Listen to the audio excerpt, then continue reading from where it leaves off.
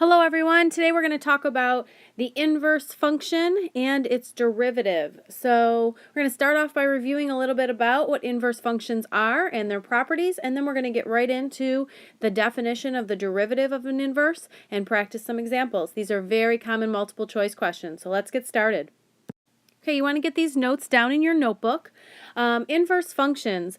First of all, remember that we use this symbol, f to the -1, to notate an inverse function. So we call it f inverse, is the notation used to represent the inverse function of the function f of x.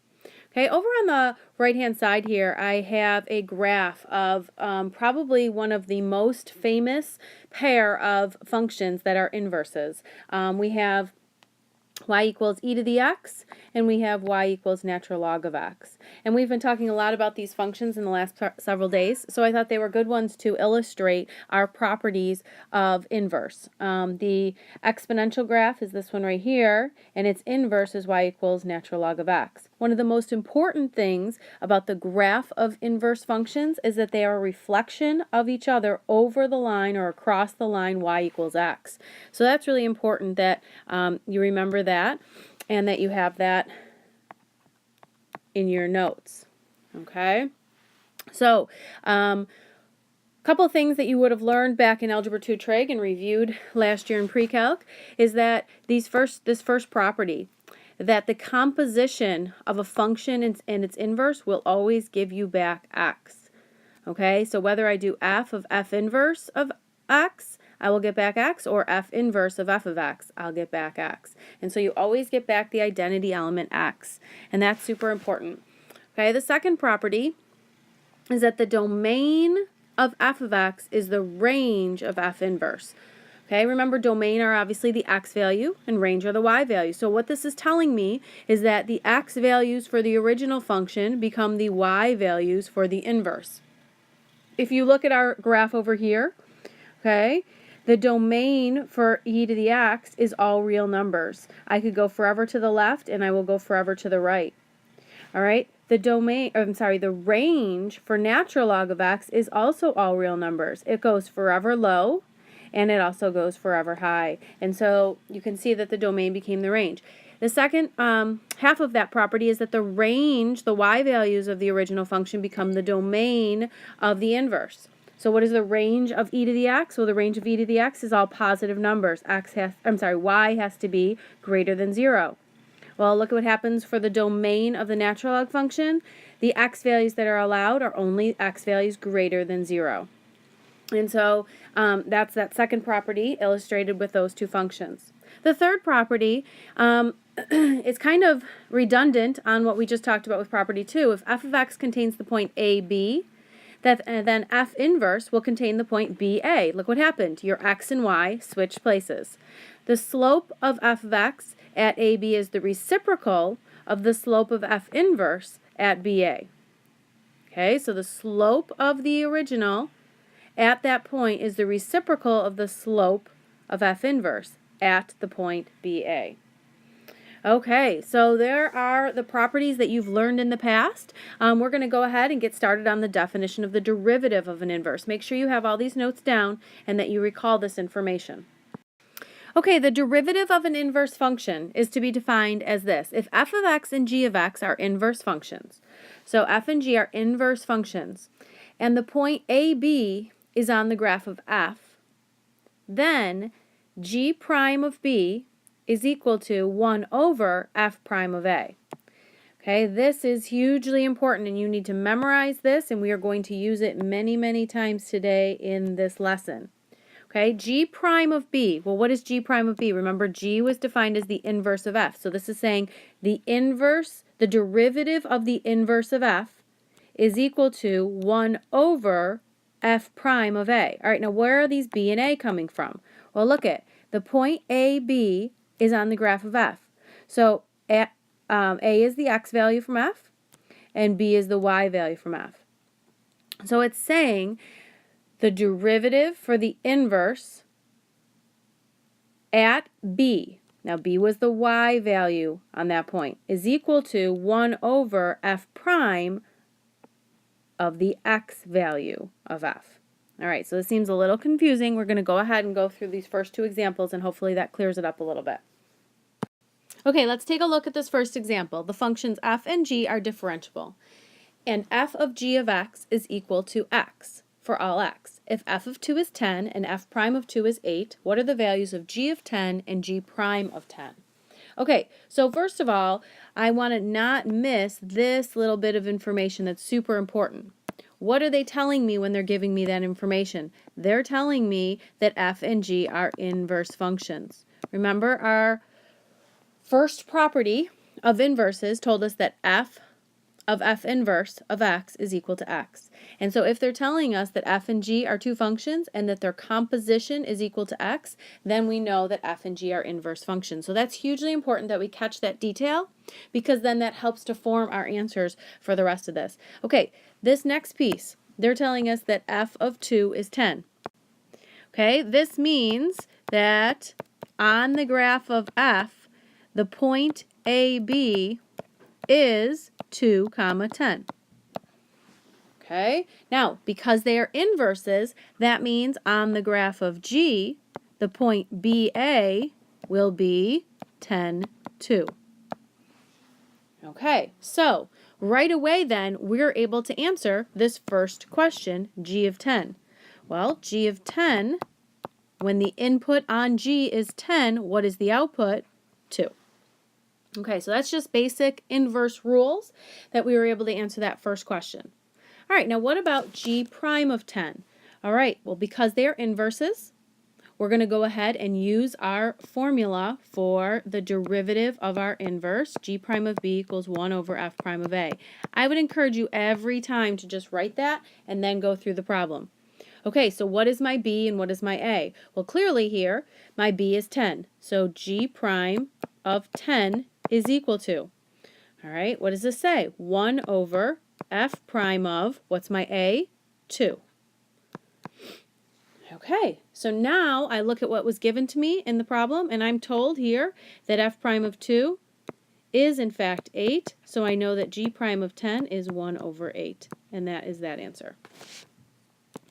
Okay, go ahead and get number 2 copied down. It says let f be a differentiable function such that f of 2 is 5, f of 5 is 14, f prime of 2 is negative 7, and f prime of 5 is negative 9. The function g is differentiable, and g equals f inverse of x for all x. What is the value of g prime of 5? Okay, so this one, they're giving you straight directly that they are inverse functions, and they're asking you just for g prime of 5. Now, they're giving you here in this series of details, they're giving you more than you need. And so our job here, and they're going to give us some information that's going to be confusing. Our job is to take the formula for g prime of b, which of course is our inverse derivative of our inverse formula, and that is 1 over f prime of a. So it sounds to me like I need to figure out what a and b are in this problem. All right, so if they're asking me for g prime of 5, okay, g prime of 5, well, what I know is that that must be my b. All right, well, where does my b show up? My b, remember, is the y value of my f function. Okay, so what I'm looking at is for when is the y value of my f function going to be 5. So if I look at my choices here, if I look at the 4 things I'm given, f of 2 is 5, f of 5 is 14. Which one of those has the y value as 5? And I would definitely say this first one. So I'm going to pull that piece down. F of 2 equals 5. And that gives me on the f graph my point AB as 2, 5. So that means on my G graph I have BA as 5, 2. Okay, so now I know that 2 is my A value and 5 is my B value. So I'm ready to go ahead and complete this problem. So G prime of 5 is equal to 1 over F prime of 2. So G prime of 5 is equal to 1 over negative 7. And that is the derivative of the inverse at 5. Okay, with our third problem here, that starts to look a little different because as I read through this, I see that I'm actually given the function in terms of x. So let f be the function defined by f of x equals e to the 3x minus x squared plus 5. If g of x equals f inverse of x and g of 6 is 0, what is the value of g prime of 6? Okay, this is the easiest of the next few that we're going to be doing because of this piece right here. We are given an initial condition for g, for the function of g. Okay, so they're giving us g of 6 equals 0. And notice that I want to find the derivative of g at 6. So I know, okay, in fact, that this is my b. Using my formula, okay, that I learned, g prime of b equals 1 over f prime of a. So they're giving me the b value, which remember is the y of my f function. All right, so that means in this initial condition that they're giving us, they're telling us on the g graph that the point b comma a is 6, 0. Therefore, on the f graph, the point a comma b would be 0, 6. Okay, so now let's grab what they're asking us to find, and let's take our formula for the derivative of an inverse. G prime of b equals 1 over f prime of a. All right, so using what I've just defined to be as a and b, I'm going to say g prime of 6 is equal to 1 over f prime of 0. Okay, so now this time they don't just tell me what f prime of 0 is in my given information. In the problem, though, they give me f of x. So in these kinds of problems, if I want to find the derivative of f at 0, I have to use my derivative rules that I've learned all the way through the course. So f prime of x is equal to, all right, derivative of e to the 3x is e to the 3x times derivative of 3x is 3 minus 2x and then plus 0. So now that I have the derivative, I can plug the 0 in and say e to the 0 times 3 minus 0. So that would be e to the 0 is 1 times 3 is just 3. So f prime of 0 is 3.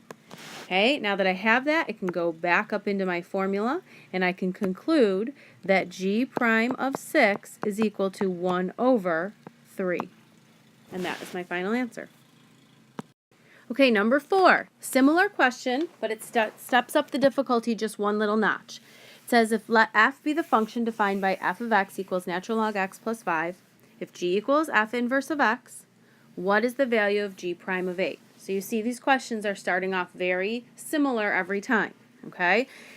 So they're telling you that g and f are inverses, and they're asking you for g prime of 8, which is really the inverse, the derivative of the inverse of f at 8. Okay, now notice this time they don't tell me anywhere what g of 8 is equal to. So I have to understand that by them giving me this, that is my b, which remember your b is the y value of f.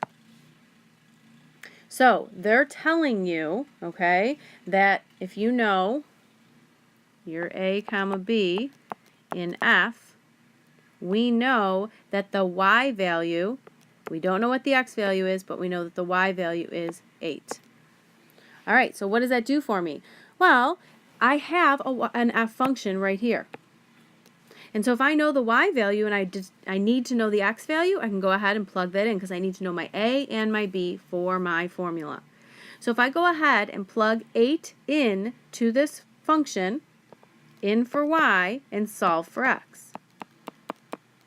Okay, so subtract 5, I get 3 equals natural log of x. How do I solve for x here? All right, a little review from Algebra 2. Remember, this has a base of e. And so if you're solving for x, you're rewriting it as an exponential. And so I go e to the 3 equals x. I used to call it a lasso in my class. E to the 3 equals x. The base to the exponent equals the number. So e to the 3 equals x, and now I know that x is e cubed. So I can fill in this point as e cubed comma 8. So I know my a is e cubed and my b is 8. So now I'm ready to go and grab my formula. G prime of b equals 1 over f prime of a. So G prime of 8 equals 1 over f prime of e cubed. All right, so now I need f prime, because in order to figure this out, I need to know what f prime is. And so I'm going to take the derivative of f prime of x, is equal to, derivative of natural log of x is just 1 over x, plus the derivative of 5 is 0. So f prime of e cubed would be 1 over e cubed. All right, so that's my f prime of e cubed. So I have finished this off then. I'm going to plug that back in over here. I have g prime of 8 equals 1 over e cubed. G prime of 8 equals just e cubed. Okay, we're going to try a couple more like this and we'll be done. Okay, the next two are written and set up just like number 4. Given f of x equals x cubed minus 7 and g of x equals f inverse of x, find g prime of negative 6. These questions are classic on the AP as a multiple choice question. Okay, so I'm going to walk you through this one once again and then have you do number 6 on your own. So first of all, what did I tell you? If they're giving me g prime of negative 6, what did I say that negative 6 represents?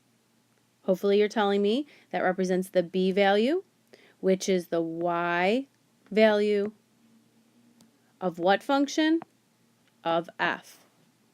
So I know that on the graph of f that my y value is going to be negative 6.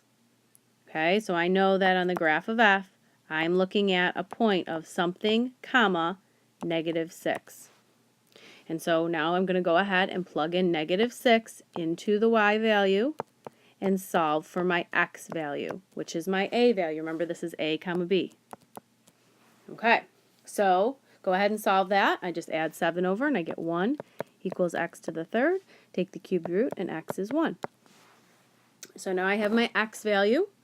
All right, so I know the point is really 1 comma negative 6. That's my a and my b. Once I know my a and my b, I'm ready to go to my formula. G prime of b equals 1 over f prime of a. Okay, so g prime of negative 6 equals 1 over f prime of 1. In order to finish this off, how do I evaluate f prime of 1? Well, I need to know the derivative of f at 1.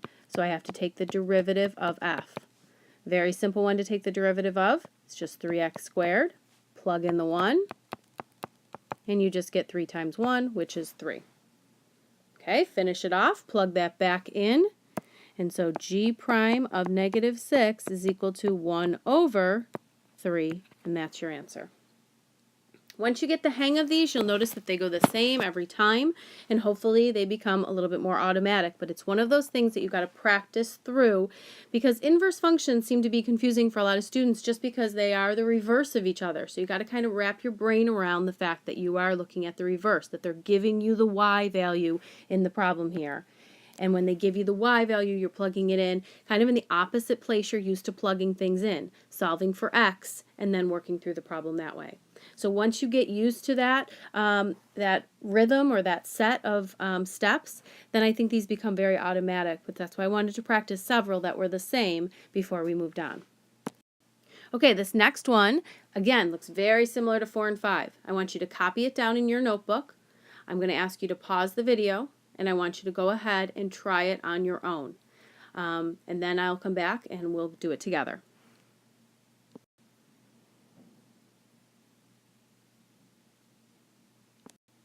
Okay, I came back just to finish. I just finished the first part of the problem, so I just want you to check that. And if you need to make any corrections, make them, and then we'll continue on. So let me talk you through this first part. Again, when they give you g prime of 3, if I know my formula is g prime of b equals 1 over f prime of a, I know that this is my b value. B, of course, is the y value of f.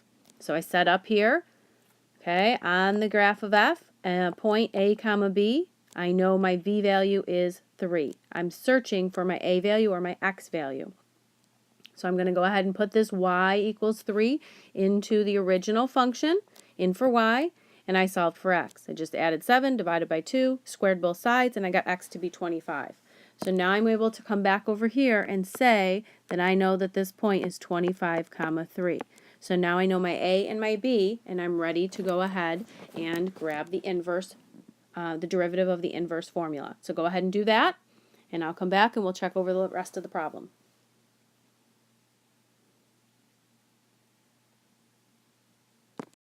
Okay, so the rest of the problem looks like this. All right, so we found our a and our b. So I went ahead and I wrote out my formula. G prime of b equals 1 over f prime of a. So that meant g prime of 3 equals 1 over f prime of 25. That told me I needed to find the derivative of f. So I went over here. I rewrote f so that I could see to take its derivative. Okay, I took its derivative using just the plain power rule. And then I plugged in my 25, which is 25 to the negative 1/2, 1 over square root of 25, 1/5. Then I went back over here, put the 1/5 into the formula. 1 over 1/5 is 5. Okay, hopefully you got the hang of this, and I will see you in class next time.